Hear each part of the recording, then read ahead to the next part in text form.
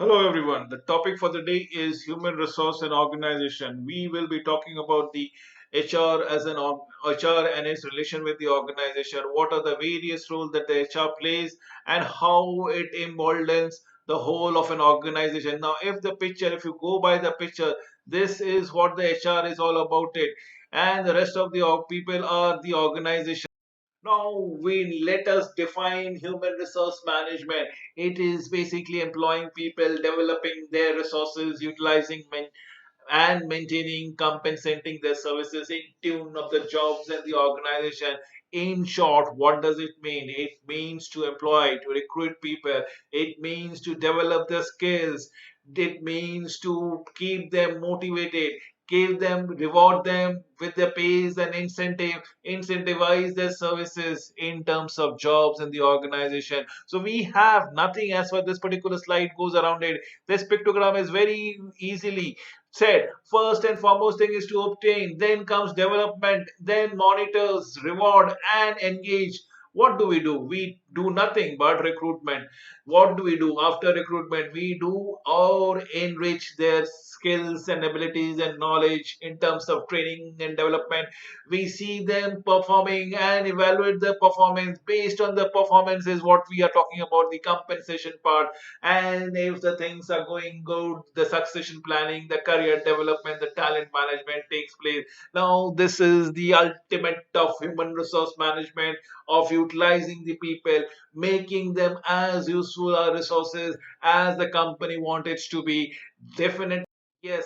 So we'll talk about the HR functions. Now, what are the HR functions of acquisition? Under acquisition is all about human resource planning. We talk about not only manpower planning, the recruitment of the future, in future about the manpower that we require in an organization. We also enact them, we also hire them, we also recruit them, we grind them through the selection process and give appointment in the particular pertinent organization or department, and this is what results into it. We'll come to this box later on. Best next scenario is HR development, wherein it is all about career planning. We look into training and development. We talk about the organizational development in human resource development, because in refining, in achieving performance individually, collectively, we actually attain the organizational goal. Yes, it leads back to this particular square. We have the performance and compensation, performance management, incentives and benefit that goes around it. What do we do with the motivation and maintenance? This is all about having an empowered employment, health and safety, human resource mobility, creating and motivating environment that we goes around here. Yes, we talk about the industrial relationship. This is where the disciplinary issues are resolved. This is where grievances have been handled. This is where the industrial disputes are being mitigated. What does it relate to? It gives me everything about HR, of the information system, HR as a research output, HR as an accounting field, HR as an audit. If we look into it, all the functions of HR can be bifurcated into these reports, which is the pertinent thing about this presentation. Now let us have a look at the nature of HRM. Every human resources endeavors to make its employee a happy one. So what do we do? The HR, the inherent part is all about recruitment and selection, training them, keeping them motivated, rewarding them, giving them feedback about their performances. Basically, as a pervasive function, HR is prevalent in across the organization, across the verticals, across the horizontals, you name it. HR permeates through all divisions, all functionalities. HR is all about action oriented, basically go looking for problem and solution at the same time. We need to fine tune our policy, we need to record critical incidents. We are the people oriented, about the people of their work. We look at an employee as to what kind of jobs they are looking into it, produce results, reward them, motivate them, functions them towards their improvement, future orientations. Effective HRM helps organization meets its goal. Development orientation, HRM develop full, absolutely 100% potential of the employees through rewards, training, and job rotation, integrating mechanism maintains an overall relationship with different level of organization. Did I say levels? Let us correct it. Different functions of organization. Did I say function? Let us correct it. Different stakeholders of an organization. HR permeates through everyone. It be a comprehensive function. It not only signifies the workforce at all levels, but of all shape, all objectives. It makes the human workforce as an effective resources. It's a continuous function. It is 24 into 7 operational. It deals with constant awareness, constant alertness, based only on relations of the human beings. Every person, remember, every person is unique. They have different persuasions, they have different requirement, they have different needs, they have different wants, they have different emotion. We as an HR needs to meet all their expectation to all those factors that has been mentioned out here. The scope. Let us discuss the scope of human resource. It helps in filling every position. No wonder whether it's a skill issue or whether it's a will issue, whether it's a technical know-how, whether it's only intellectual know-how that we are looking into it. Recruitment and selection is to have a proper bench strength at any given point of time. Job design, define task, assign authority and responsibility is what we talk about it. We document it, everything has been noted down, everything has been given to the people. Thereby the training and development helps in developing key competencies, appraisals of performances, systematic assessment and evaluation of workforce as the case might be, motivation of the workforce, develop enthusiastic workforce is what it is all about. Keeping every person in the organization optimally motivated. Let them work for the cause of the organization.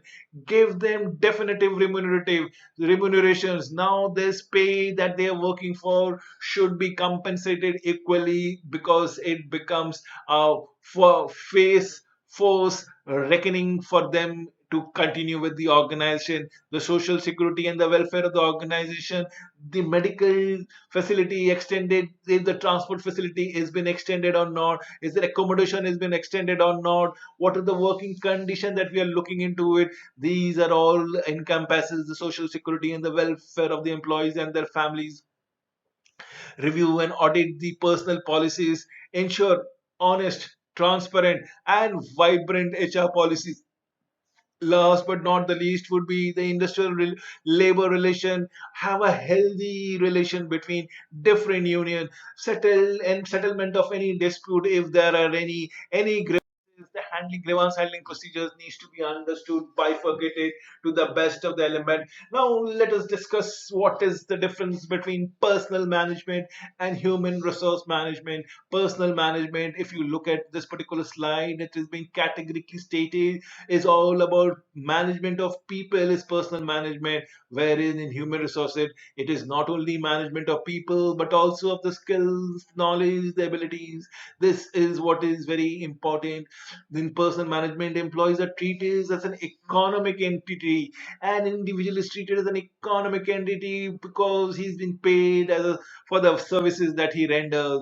Whereas in HRM, employees are treated not as an economic only, but also as a social entity, also as a psychological entity, is a complete human being, as a dignity that requires is given to a human being is in human resource management. And the personal management, the employees are views at tooled equipment. We are looking at only as a means in personal management, whereas it is treated as a resources. It is a two-way street in human resource management. Employees are treated as a cost centers in personal management, wherein is the other way around. Employees are treated as a profit center. So in HR management, we are talking about investment in the resources, but in personal management, we need to look into cost controlling in the personal management altogether. Employees are used for the benefit of the organization in personal management. That might not be so in human resource management, because it is mutual benefit that the organization, the employees, the family enjoys. It's equal and opposite benefit that everyone enjoys. Personal function is only auxiliary or secondary, whereas HRM is a strategic function altogether. Remember, personal management essentially is a short term perspective. On the other hand, human resources long term perspective.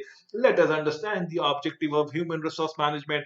It is basically to achieve the organization goals. What does it do? It helps in facilitating the organization to realize its goal, to employ the skills and abilities of the workforce efficiently. That is what we go around it, to provide the organization with well trained and well motivated employees, to increase employee job satisfaction.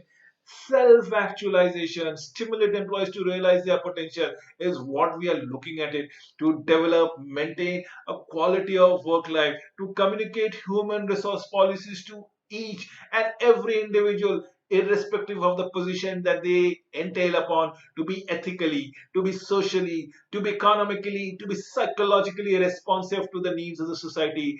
Ensure legal compliance is very, very true. To provide an opportunity for expression and voice in the management is what the HR is all about it. Human resource management will put forward the views, the point of views, the dispute, or any expression that needs to be heard that has been often been buried down. You need to be fair, be acceptable leadership, and establish an organizational structure which is based on sound fundamental things. Perfect working relationship. Importance of HR is to attract and retain talent, train people for challenging roles, develop skills and competency, promote team spirit, develop loyalties and commitment is very true. Once you have loyal employees, means the organization is going to be healthy, up and running for years to come, probably decades to come. We need to increase productivity, improve job satisfaction, enhance.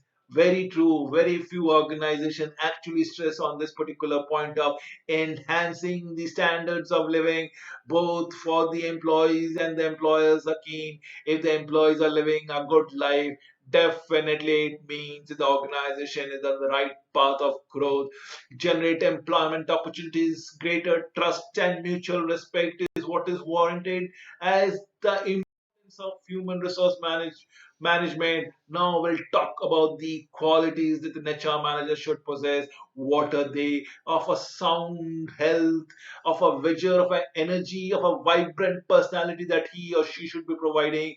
This is as far as Henry Fayos tells me. What about the cognitive ability to understand various languages, judge a person, adapts himself or herself to the dynamic environment, being of a moral character, good, definitive, firm moral character, responsible, initiative that needs to be taken care of, should have well pedigreed education, education with a thorough subject knowledge about the functions performed, technically as all about the peculiar knowledge of function, experiences arising from work together, properly given a good exposure in the firms altogether that needs to be taken for. You need to have it, you need to go for it. This is what we are looking at. Experience from a work orders and others which may be mentally competent to take a decision. Honesty and integrity in the patients, a good leadership quality, a good communicator, and well courteous behavior, that is an added advantage for the qualities of HR manager. That is what we are looking at it. Environmental factors that affects the HRM. One and the foremost thing is the economic environment, which is comprising of the population and the workforce market condition, the national income salary structure, the inflation prevalence out there. The legal environment is a discrimination or lack of discrimination based on certain virtues or viable things such as sex, gender, religion. At least prescribed percentage of total employees belonging to certain sect of all together that needs to be going around it. Now, this is to be understood for safety and working condition, industrial relation that we're looking at. Then comes the technological environment, electronic communication, open door policies, remember, can communicate with anyone in the organization, irrespective of the position that he or she is in, occupying. The global monitoring that comes around it, the virtual offices, no central spaces, expectation of the society, social status of a job is the social cultural environment. So we have the economic environment, the legal environment, the technological environment, and the socio cultural environment, where the social status of the job is how it has been viewed as by the society, achievement of the work, authority structure, workforce mobility, role of labor union that across it, emerging situations or issues in HRM is what is it? It is the increasing size of the workforce. What are the demands? Better pay, better benefit, better working condition, better work-life balance, and short composition of workforce is a raising percentage of the female population in the workforce.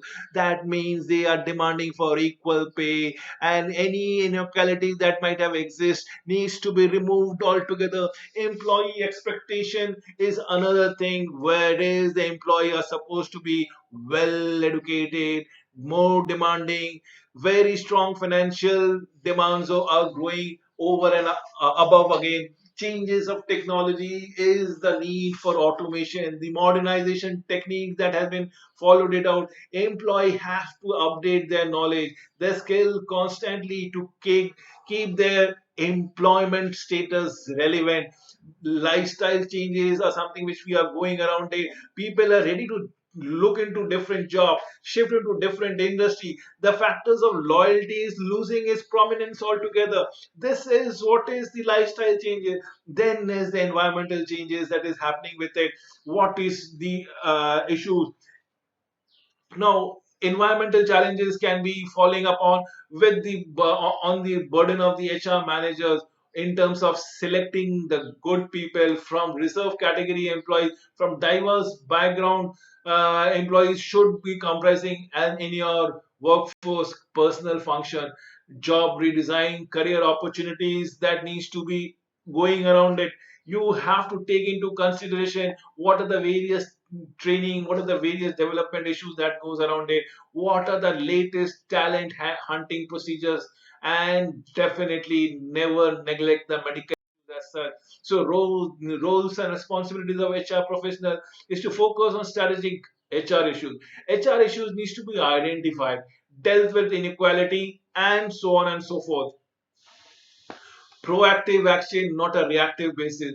Putting action in practice is what we look into it. And developing, remember this thing, developing an integrated HR system is what we look at. It's a well balanced system without lack of coherence. Working as a change agent, probably if you are looking to change the process, the procedures altogether, or the without changing the requirements of the outcome, working as a change agent must perceive the change and initiated. HR personnel must play a pivotal role to it. Marketing of the HR potential needs to be done with the ability to contribute to the overall bottom line of the enterprise. And nevertheless, the last one would be the outsource of HR function. Business instructs an external supplier to take responsibility all HR function. According to Gisler, manpower planning is a process which includes forecasting, developing, implementing, and controlling by which a firm issue ensures the right people, the right number of people, the right kind of people, the right place at the right time doing the work for which they are most economically. So that is according to Geisler. Let us have the objectives of human resource planning. Requirement, first and foremost thing. Can you forecast it? When we talk about optimum utilization of resources, use of existing manpower productively is what we are looking out here. Cope up with the challenges, training about the technological challenges to provide and control measures ensures what to require, when to require it. This needs to be understood time and again. Promote employees in systematic manner, promotion and pay scale to provide a basis for management development program to assist productivity, bargaining, good deal, and to assess the cost of manpower. Look at them again. This is where we come for the importance of workforce planning. How do we go around it? We should always have a good bench strength, in terms of reservoir of talent. Skilled people should be always be there as a part of your workforce. Prepare people for future, train them, groom them, motivate them, develop them for what the future holds. Expand or contract is what we keep on doing it, balancing depending upon the business prospect of supplying people to handle challenging jobs.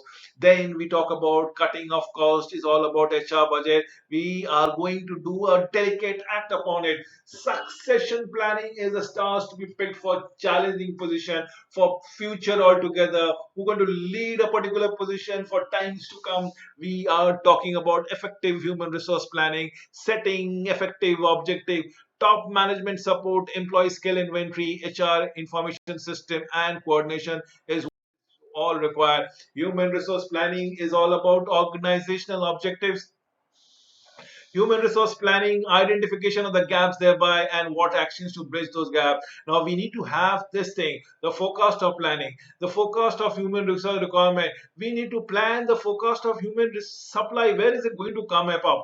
Can we fulfill the shortage around it?